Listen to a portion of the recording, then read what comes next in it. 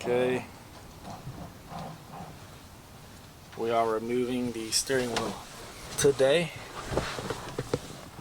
I already got most of the stuff off, but I figured I'd make a video.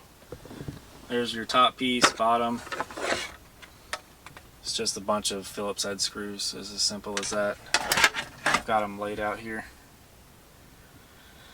And the only trick to getting this one off, I just had to press down your little key lock button and was able to jimmy it out back and up. And now to get the steering wheel off, just that one nut, wasn't tight, 4 screws here, which actually I don't know if you have to take those off. 4 of these hold on the plastic, this little plastic backer plate, and it's not connected to anything behind. So I just kept the nut on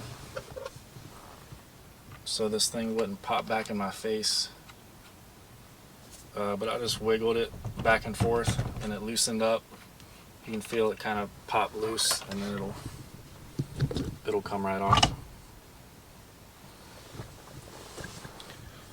And the reason we're taking this steering wheel off is actually to replace the turn signal switch. This thing is completely gone. I mean, corroded. It just moves around wherever it wants. Oh. Yep. So it's time. This side's fine though. Everything still works really well on the left side, but that plastic there is gone. So I've seen some of these OEM replacements, on eBay and such. They're like $130 some. It's ridiculous. This one's off Amazon, and it was only, I think, 50 some bucks. And it actually has a mist setting. If you flip it up, it'll do 1 wipe, so it's kind of an upgrade. I mean, kind of an upgrade, kind of not, because it's probably from China, but it's going to be a heck of a lot better than what I have on here. So that's what we're going to do. Let's get to this next part. Okay, it's just about as simple as swapping this out as it was the steering wheel. It's just 1, 2, 3, 4 Phillips heads for your plug,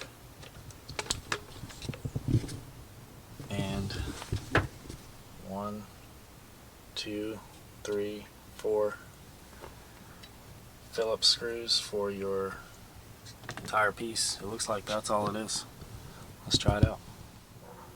Okay, it turned out definitely these 4 was correct, but this is actually just a clip. So just a little flathead to pry, and this pops open, so this comes out. And then the plug itself has a Phillips head on each side. Those do need to come out. This one actually is, let's see if we can zoom in there. It broke off, and it has a little nut on the top side, so I'll have to get it out. But that's really the most difficult part of this whole job right there, is this one rusty screw. Other than that, I'm gonna take this out, which it should pull out now. Yep. And put the new one in. Good to go. Now, something I always do in any electrical connection, if I take it apart, I use electrical cleaner and then dielectric grease, because some of these screws are rusted, so there's been moisture. I want to keep this thing working as long as possible. You don't have to do this, but I like to do it. It's a peace of mind thing, and it should make it last longer and prevent that moisture from coming through. I think I forgot to mention this. This was one other part that was holding in this wire. It just slid on and then clipped in on the other side. Use the Phillips head to get it out. Okay, it's in. Looks like it's working.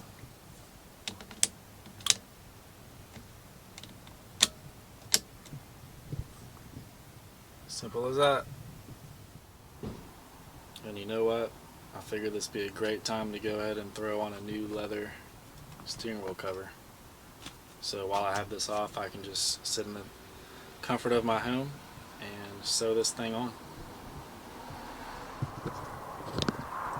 There you have it. Everything works. New leather steering wheel cover. Didn't match up perfectly, but it looks a hell of a lot better than it did.